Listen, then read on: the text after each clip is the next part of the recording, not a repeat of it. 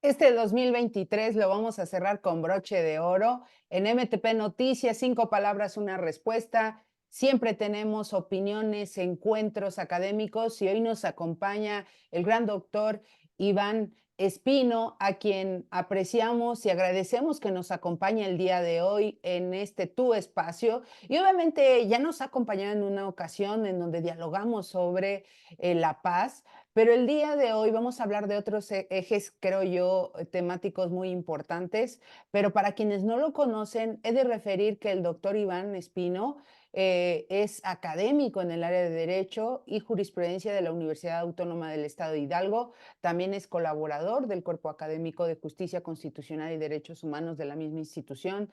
También coordinador de Academia en Derechos Humanos en la Barra Mexicana del Colegio de Abogados en el mismo estado, presidente de la Asociación por la Paz y la Defensa de Derechos Humanos, columnista también de Uno más Uno, docente en el Centro de Estudios de Posgrado, con N cantidad de artículos, pues obviamente de carácter científico, en revistas indexadas también, y diversas conferencias, no solo por la paz, sino también en materia de derechos humanos.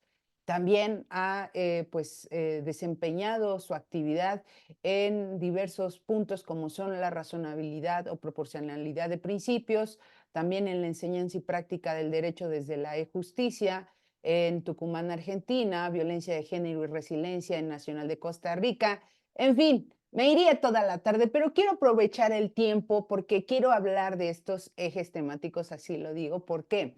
Porque cobra relevancia justo acabando el año, porque el año pasado, cuando, o mejor dicho, todavía no ha pasado, este año, a inicios de este año, en 2023, la Corte Interamericana había notificado al Estado mexicano en la sentencia del caso Sonpaxle, Tecpile y otros contra México, donde declaraba la responsabilidad de México, obviamente, en torno a las detenciones violatorias de derechos humanos y obviamente ordena como medidas de reparación también modificar la normatividad respecto de la figura del arraigo y la prisión preventiva. Y obviamente por esa situación me gustaría que nos compartieras tú como experto, como presidente de esta asociación de difusión, de respeto y sobre todo de investigación en la protección de derechos humanos, hablar sobre esto y sobre cuándo se dan las restricciones a estos derechos y la línea tan delgada, ¿no? Porque siempre habrá el discurso de que no, bueno, está en la Constitución y es constitucionalmente válido. Ah, sí, pero internacionalmente, ¿que ha establecido la Corte Interamericana? Apreciado doctor, me gustaría arrancar con este tema. ¿Qué es una restricción de derechos humanos? Muchas gracias, gracias, querida Keren. Saludos a todas las personas que te leen y que te escuchan, y gracias por la consideración. Es una pregunta amplia, amplia. Voy a tratar de desarrollarlo de la manera más clara posible para poder reconocer, por un lado, qué implica el ejercicio de los derechos humanos y, por otro lado, qué implica que pueden restringirse los derechos humanos y ahí reconocer el rol que tiene la prisión preventiva, por un lado justificada y por el otro lado oficiosa, y qué es lo que se ha dicho al respecto por dos sentencias relevantes de la Corte Interamericana, como bien la que tú dijiste, que es la Sonpax de Tecpile, y también la sentencia García Rodríguez contra México, que también tiene términos muy similares. Bueno, lo primero que tenemos que decir para todas las personas que te escuchan, que te leen en este espacio, es que los derechos humanos son una serie de prerrogativas que tenemos todas las personas. Esto es, son potestades, son facultades, son derechos que tenemos todas las personas por el simple hecho de haber nacido personas. Y las tenemos porque históricamente nos han servido para protegernos de los actos de quien tiene la mayor fuerza en la historia de la humanidad, que es el Estado. Lo que busca el sistema jurídico a través de los derechos humanos es proteger al individuo, proteger a la persona de los actos que pueda realizar el gobierno, el Estado, ya sea a través de actos, como puede ser una detención, como lo puede ser la clausura de un inmueble comercial, como lo puede ser también una omisión, esto es obligación de ofrecer educación de calidad o de proteger la salud, o incluso de alguna norma jurídica que viole la dignidad de la persona. los derechos más básicos, más esenciales que tenemos las personas.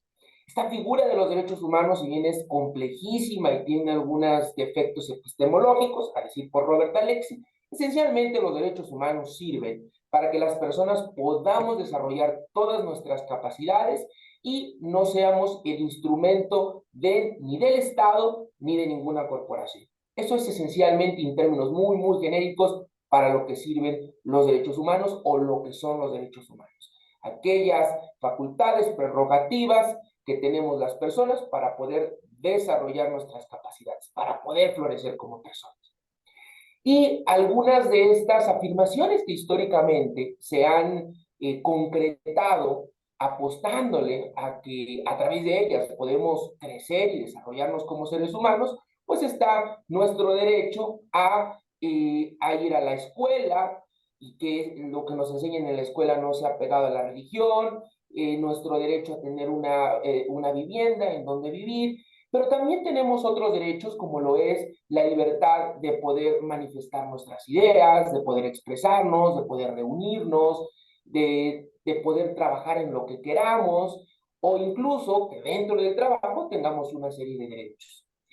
También tenemos algunas otras facultades, derechos básicos que han sido consideradas por la Corte Interamericana de Derechos Humanos, como por la misma Suprema Corte de Justicia de la Nación, como garantías judiciales. Esto es, derecho como una persona de no ser retenida por los policías inmediatamente después de haber cometido un hecho que la ley califica como delito, sino el derecho a que la persona sea trasladada de manera inmediata ante una agencia del Ministerio Público. También está el derecho de que una persona, una vez estando ante la agencia del Ministerio Público, pues que sea puesta en libertad o sea liberada a las 48 horas o bien que sea puesta a disposición de un juez de control para que el juez de control pueda decidir si lo vincula o no lo vincula a un procedimiento. Juez que tiene un plazo de 72 horas. Esto es, los derechos humanos, querida Keren, y para todas y todos los que nos leen, nos escuchan, nos miran, no implica una herramienta de impunidad, como muchas personas que están lejos de los derechos humanos lo piensan. Los derechos humanos no son un pretexto para la falta de presencia de Estado o para la falta de impunidad. El que las personas tengan derechos humanos no significa que las víctimas no vayan a ser protegidas o que no haya respuesta frente a los hechos que se consideran como delitos. Por el contrario, los derechos humanos sirven para garantizar que el sistema jurídico se aplique, pero que se aplique bien, se aplique sin abusos, sin que el Estado sobrepase sus límites que tiene. Ahora bien, ¿cómo puede el Estado actuar con fuerza y con determinación, con punidad o con coercitividad si tiene esta serie de límites? Bueno, lo tiene que hacer en un contexto de Estado con paradigma constitucional, respetando una serie de límites y una serie de alcances. En un sistema jurídico como el nuestro, como el mexicano, ¿cuál es la fuerza más poderosa que tiene el Estado o cuál es permíteme usar esta palabra, cuál es el castigo, cuál es la sanción más severa que puede hacer el Estado? El privar a una persona de la libertad. Eso es lo más severo que se puede hacer. En un sistema jurídico como el nuestro, constitucional, está prohibida la pena de muerte, pero lo más severo que puede hacer el Estado es privar a una persona de la libertad. Y eso lo puede hacer, claro que puede hacer eso el Estado, siempre y cuando esa decisión esté justificada. Así que aquí viene una aparente colisión entre un actuar del Estado y un derecho fundamental.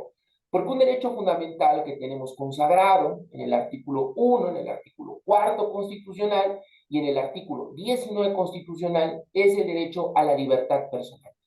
El derecho a la libertad personal, si bien es cierto, tiene diferentes definiciones, acepciones, concepciones dadas por el Poder Judicial de la Federación. Tenemos una en el artículo 19 del Código Nacional de Procedimientos Penales valiosísima. El que una persona pueda vivir de su libertad personal significa que puede moverse de un lugar a otro sin que el Estado le pueda restringir esta posibilidad. Ahora bien, ¿en qué casos el Estado puede restringir este derecho que es básico, que es fundamental para que las personas podamos desarrollar nuestras capacidades siempre y cuando esté justificado. Y nuestro sistema jurídico tiene diferentes razones por las cuales una persona puede ser restringida de este derecho fundamental, o sea, del derecho fundamental a la libertad personal. De manera muy genérica voy a poner algunos ejemplos. Tenemos, por ejemplo, el arresto. El arresto es un acto de autoridad que puede a una persona privarla de su libertad. Y un arresto puede ser como consecuencia de una decisión judicial o incluso de una decisión administrativa. Lo puede ser una sanción privativa de libertad como consecuencia de un procedimiento en donde se le ha señalado a una persona como responsable de un hecho que la ley califica como delito, y la sanción que le ha impuesto el órgano jurisdiccional para cumplir con la finalidad constitucional, que sería la reintegración o la reinserción de la persona en la sociedad, pues tendría que ser a través de un proceso privado de la libertad. O incluso lo podría hacer a través de una medida cautelar, como lo es la prisión preventiva oficiosa o prisión preventiva justificada. En términos genéricos, la medida cautelar de prisión implica que una persona, en tanto se pueda resolver todo el procedimiento, que puede llevar 1 año y medio, puede llevar 2 años, 2 años y medio, procedimiento penal, va a tener que estar privada de su libertad por tres razones esenciales. Una, porque la persona, si no se le priva de la libertad en tanto se sustancia el procedimiento, puede sustraerse de la acción de la justicia, puede escaparse, puede huir. Dos, porque si la persona no se priva de la libertad, pues puede hacerle daño a la víctima. La víctima corre el riesgo de que la persona que está siendo procesada esté en libertad. O bien tres, la persona que ha sido señalada como responsable del delito esté obstaculizando el procedimiento, y esto se debe evitar si la persona se priva de la libertad. Si se cumple con alguno de estos tres puntos, el órgano jurisdiccional, el juez que está decidiendo el procedimiento, puede señalar la persona que está siendo procesada, que está sustanciando un procedimiento, pues va a tener que estar en la prisión en tanto el asunto se resuelve. Así es como se puede restringir, en este caso, el derecho fundamental a la libertad personal. Y así como se puede restringir el derecho humano a la libertad personal, querida Karen, queridas escuchas y lectoras que siguen este programa, se puede restringir cualquier otro derecho fundamental, a excepción del catálogo de derechos que tenemos en el artículo 29 constitucional. Los artículos como la no discriminación, la libertad de convicciones éticas y religiosas, entre otros derechos fundamentales, no pueden restringirse bajo ninguna circunstancia, los del 29 constitucional. Pero todos los demás derechos fundamentales que tenemos previstos en la Constitución, en tratados internacionales de los que el Estado mexicano es parte, se pueden restringir. Y el método que se sigue para la restricción inicialmente lo dio Robert Alexi en una obra que lleva por título Ensayos sobre la teoría de los principios y el juicio de proporcionalidad, que después ha adoptado la Suprema Corte de Justicia de la Nación en diversos criterios. Uno de ellos es la jurisprudencia 7/2020, que fue publicada en el Diario Oficial de la Federación en la 10ª época. Esto es, para que se pueda restringir cualquiera de los derechos que tenemos por parte del Estado, debe de pasar por un examen, lo que se conoce como el test de proporcionalidad. Esto es, se adopta una medida por parte del Estado para restringir un derecho y se tiene que responder a tres preguntas. ¿Esa medida que se está adoptando es constitucionalmente válida? ¿Esa medida que se está adoptando es racional y es adecuada? ¿Esa medida que se está adoptando es proporcional? El llamado test de proporcionalidad es una especie de filtro que le permite a las autoridades justamente justificar si un derecho fundamental es necesario restringirlo. Y si el Estado tiene suficientes argumentos para poder restringir el derecho fundamental, lo hará. volviendo al caso del derecho fundamental de la libertad personal. Si se adopta la medida cautelar de prisión se tiene que justificar. Esto es, la medida es la medida cautelar y el derecho fundamental es la libertad personal. Lo que tiene que resolver un juez de control, que es la instancia jurisdiccional que resuelve si una persona va o no va a prisión hasta tanto se resuelva su asunto, sería, en términos de la jurisprudencia 7/2020 de la 10ª época, la medida cautelar de prisión persigue un fin constitucionalmente válido. ¿Y cuál es ese fin constitucionalmente válido? Bueno, el que está previsto en el artículo 19 constitucional, que es que la persona imputada no se sustraiga de la acción de la justicia, que se garantice la seguridad de la víctima, y 3, que no se obstaculice el procedimiento. Ese es el fin constitucionalmente válido. Bueno, probablemente la medida cautelar sí sea idónea en esta primera respuesta. Después tendría que preguntarse el órgano jurisdiccional, el privar de la libertad a esta persona durante el procedimiento es adecuado o bien hay una medida menos restrictiva que la medida cautelar de prisión que pueda tener los mismos efectos. Si la respuesta es sí, entonces cambias esa medida restrictiva de la libertad y pones otra, como podría ser que vaya a firmar cada 8 días, que ofrezca una garantía, que le coloquen un brazalete electrónico, alguna otra que pueda garantizar esos mismos efectos, fortaleces las medidas de protección dadas a la víctima. Pero si no tenemos otra medida que sea igualmente efectiva que esta grave como sería la prisión, entonces pues, esto sería una medida necesaria. Y punto número 3, es proporcional. Haz un peso, haz un cálculo, cuáles son los beneficios que se obtienen restringiendo el derecho fundamental y cuáles son los perjuicios que se van a obtener por la restricción de ese derecho fundamental. Si son más los perjuicios que los beneficios, entonces definitivamente no es una medida proporcional. Así que, como todo derecho fundamental, querida Keren, cuando se restringe la libertad personal, se tiene que justificar. No obstante, tenemos un problema en el sistema jurídico mexicano y es el que acabas de mencionar. El problema, querida Keren, es que hay una situación bajo la que el órgano jurisdiccional no va a justificar la decisión o no lo va a justificar en estos términos de proporcionalidad, sino que el órgano jurisdiccional simple y llanamente hace algo que se llama subsunción. Para las personas que nos leen, las personas que nos escuchan, existen esencialmente dos operaciones jurídicas que hacemos las abogadas y los abogados, principalmente las juezas y los jueces, en el sistema jurídico mexicano. Una que se llama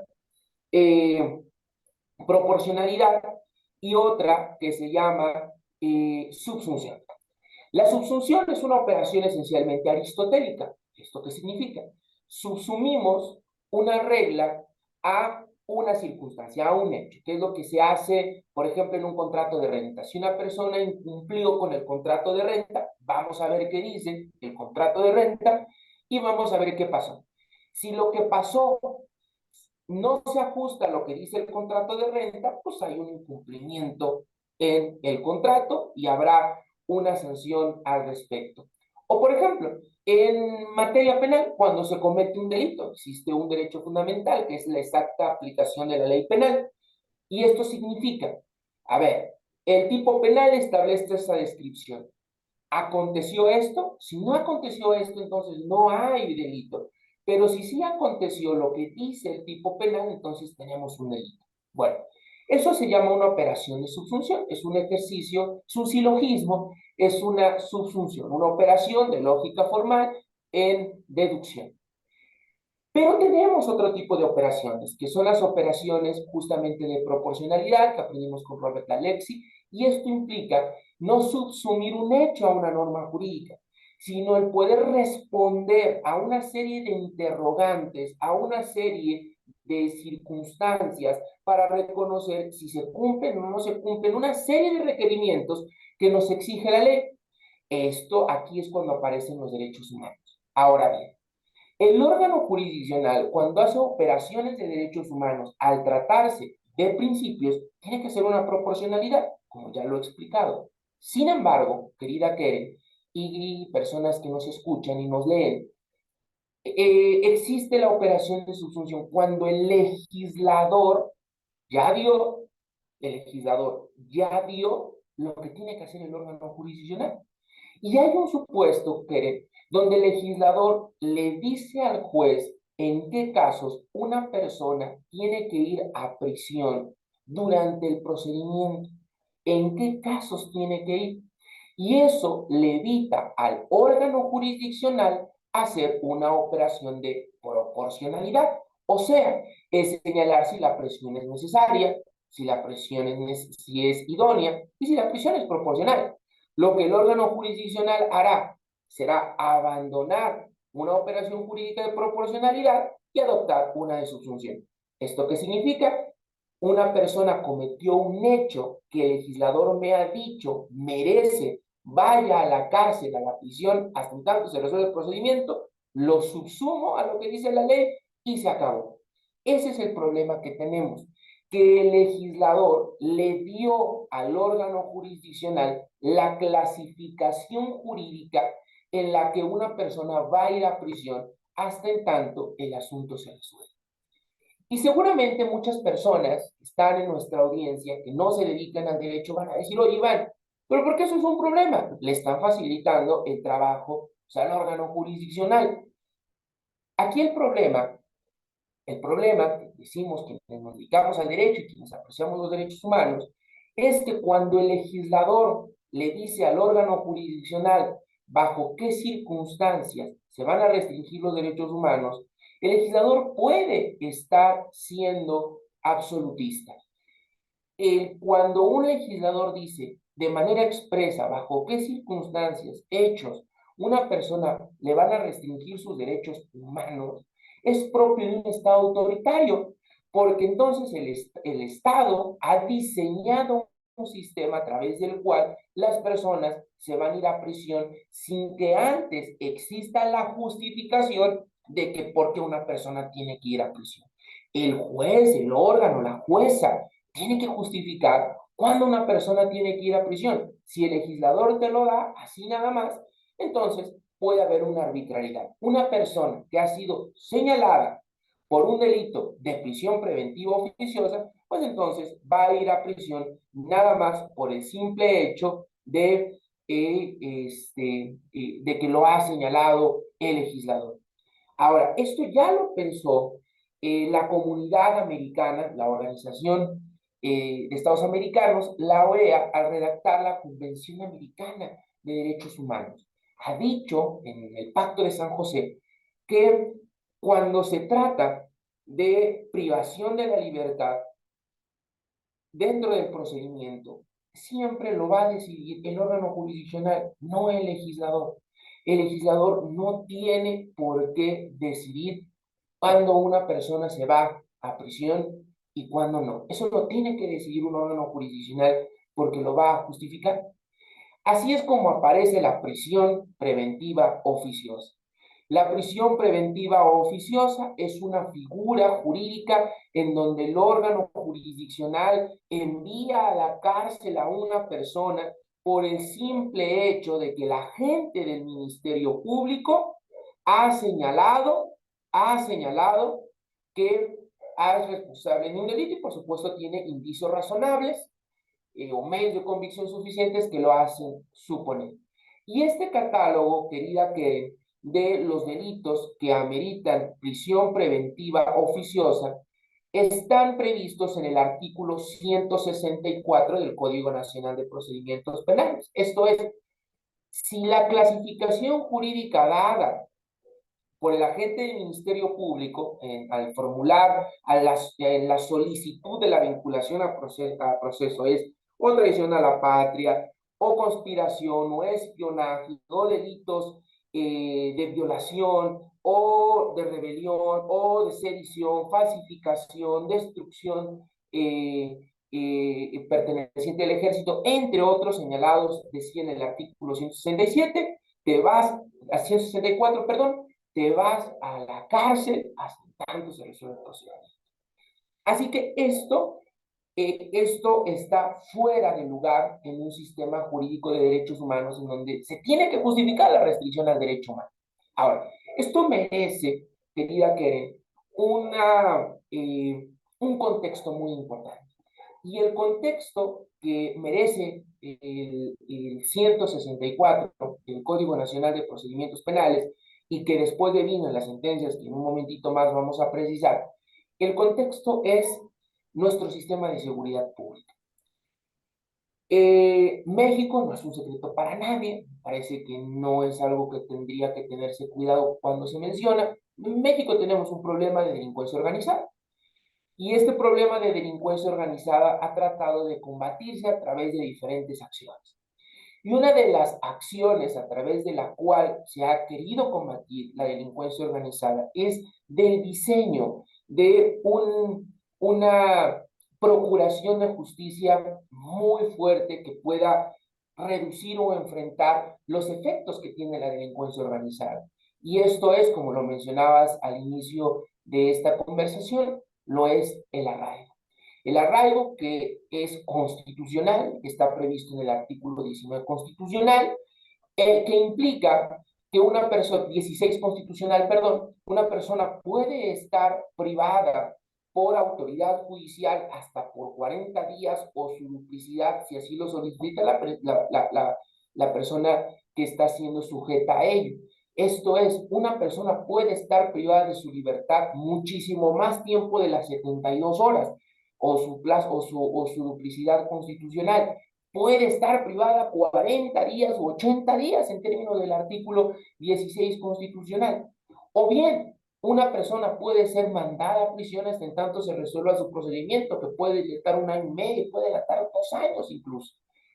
Y esto contraviene a todo el sistema jurídico en materia de derechos humanos cuya finalidad de origen ha sido el poder enfrentar o el poder dirimir la fuerza que históricamente se le ha atribuido a la delincuencia organizada para enfrentar la actuación del Estado.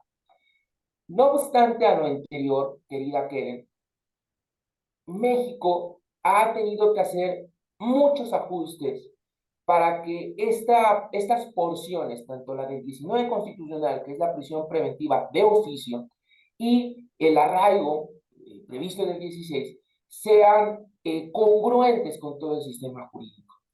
Y me parece que el primero de ellos, querida Keren, que quiero destacar, es lo que se señaló en un origen en la contradicción de tesis 293, diagonal 2011. La contradicción de tesis 293, diagonal 2011, es la resolución del Pleno de la Corte a una contradicción de dos tesis. Por un lado, el amparo directo 1060, diagonal 2008, y por otro lado, el amparo directo 349, diagonal 2008. Se enfrentaron estos dos criterios. Uno decía que lo previsto en los tratados internacionales está por debajo de lo que está previsto en la Constitución. Y lo dicho por la Corte Interamericana es esencialmente observable, no es obligatorio. Y por otro lado, lo que se dijo en el amparo directo 1060, diagonal 2008, fue que lo previsto en la Constitución está en el mismo nivel que los tratados internacionales y que los criterios de la Corte Interamericana eran obligatorios. Esta discusión fue muy importante en el Pleno, porque regresando al tema que nos ocupa, el hecho de que reconociéramos el contenido del amparo directo 1060, diagonal 2008, implicaría que se iba a privilegiar lo previsto en la Convención Americana de Derechos Humanos, en el Pacto de San José, y podríamos incluso decretar la inconvencionalidad de la Constitución y en consecuencia la inconvencionalidad del 154 del Código Nacional de Procedimientos Penales. Sin embargo, no fue así. Sin embargo, hubo una resolución 164. Sin embargo, en la 293, cuando se resolvió, se le dio en un primer lugar esta idea del bloque de constitucionalidad y se dijo, la Constitución y los tratados internacionales en materia de derechos humanos están en un mismo nivel y las resoluciones de la Corte Interamericana de Derechos Humanos son obligatorias para el Estado mexicano. Pero hicieron una reserva, querida, que después apareció en la jurisprudencia 20/2014 y se dijo, salvo que existan restricciones expresas en la Constitución. Si la Constitución establece restricciones expresas a los derechos humanos, se va a estar a lo que establece la Constitución. Y eso, querida Keren, deja fuera muchísimos temas, muchísimos temas. En la Constitución tenemos muchas restricciones a derechos humanos. Las múltiples restricciones que existen a extranjeros en materia de derechos humanos en nuestro país. Las restricciones que existen en la libertad de expresión en el sexo y por supuesto el arraigo, por supuesto la prisión preventiva. Esto es, la Constitución privilegia el principio de supremacía constitucional y arroja por la borda lo que el espíritu del amparo directo 1060/2008 y que medianamente se trató de salvar en la contradicción de tesis 293/2011. Por tanto, nuestra Constitución, al establecer el arraigo y al establecer la prisión preventiva, entre otras restricciones a derechos humanos, protege todo nuestro sistema jurídico de lo que podemos decir que es contrario a derechos humanos, basándonos en tratados internacionales de esta naturaleza. Por ello, querida Keren, y ya lo adelantabas al inicio de esta conversación, la Corte Interamericana de Derechos Humanos ha resuelto diferentes sentencias en contra del Estado mexicano. Para ser preciso, querida Keren, actualmente, al día de hoy, México tiene 17 sentencias que ha dictado la Corte Interamericana de Derechos Humanos, porque en México se violan derechos humanos, aunque utilicemos los diferentes instrumentos concentrados que tenemos para ello, a través del juicio de amparo, de la acción de inconstitucionalidad, de la controversia constitucional. Pese a todo esto, seguimos teniendo violaciones a derechos humanos. Y dos de estos son muy recientes, son muy frescos. El caso García Rodríguez y otros contra México, que resuelve la Corte Interamericana de Derechos Humanos el 25 de enero de 2023, una resolución muy fresca, y el caso Sonpantle, Tepile y otros contra México de 7 de noviembre del año 2022, ya hizo un año esta resolución. Lo que se ha dicho en estas resoluciones es que si bien es cierto, la prisión preventiva de carácter oficioso y eventualmente el arraigo sí son constitucionales y sí persiguen un fin constitucionalmente válido, son contrarias a lo que establece la Convención Americana de Derechos Humanos. El legislador no tiene por qué decidir si una persona va o no va a la libertad con base a una clasificación jurídica dentro del procedimiento. Eso lo tiene que decidir el órgano jurisdiccional a través de una justificación. Y es cierto, como lo has mencionado, la Corte Interamericana ha sentenciado al Estado mexicano para que modifique este sistema jurídico. Sin embargo, a diferencia de lo que aconteció en Chile con la sentencia, la última tentación de Cristo contra Chile, en donde igualmente hubo una resolución en donde se le dijo al Estado chileno, reforma tu constitución y revisa el derecho fundamental a la prohibición de la no censura previa, y hubo prácticamente después, una vez que cayó el régimen de Pinochet, que hubo una reforma constitucional importantísima.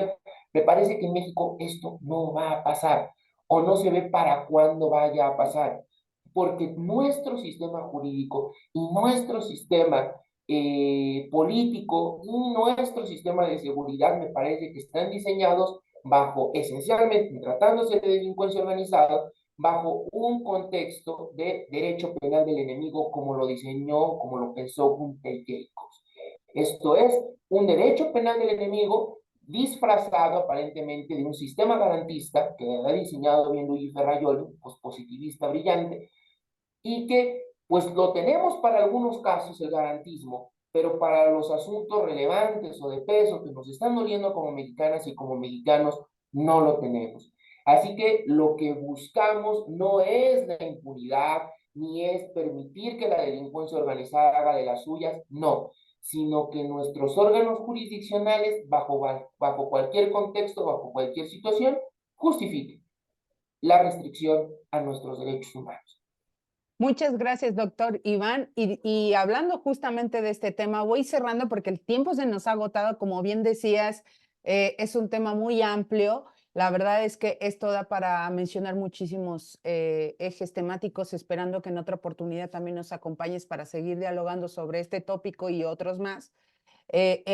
Desgraciadamente sufrimos la restricción del tiempo, una restricción del tiempo y efectivamente concluyendo, agradeciendo tu participación en este tu espacio, 5 palabras, una respuesta. Esperamos que nos vuelvas a acompañar en otra oportunidad para concluir estos ejes temáticos que nos gustaron mucho de cómo fuiste llevando a cabo el tema de las restricciones, pero sobre todo invasión o no de actividades jurisdiccionales y legislativas, ¿no? Entre el legislativo, entre el órgano jurisdiccional, pero sobre todo lo que la Corte Interamericana dice, ¿es constitucional o es convencionalmente válido? Muchas gracias, doctor Iván Espino. Esto fue 5 palabras, una respuesta. Gracias por estar con nosotros y solo unos minutos, ¿qué nos puedes decir para despedirte, doctor? Muchas gracias. Decía don Eugenio Raúl Zaffaroni que cada generación lucha con lo que tiene. En el siglo XIX y en la primera mitad del siglo XX se tenía la revolución. En el siglo XXI tenemos los derechos humanos. Peleemos con los derechos humanos. Y quienes tenemos una cédula profesional en derecho, hagámoslo a través de los procedimientos que conocemos, de manera difusa o de manera concentrada. Pero hagamos de este mundo un mejor lugar para vivir a través de los derechos humanos. Yo estoy confiado que es con la dignidad y con la paz que vamos a poder obtener un mejor mundo para nosotros y para las generaciones que están por nacer. Muchas gracias y nos vemos pronto. Gracias, esto fue MTP Noticias. Nos vemos pronto.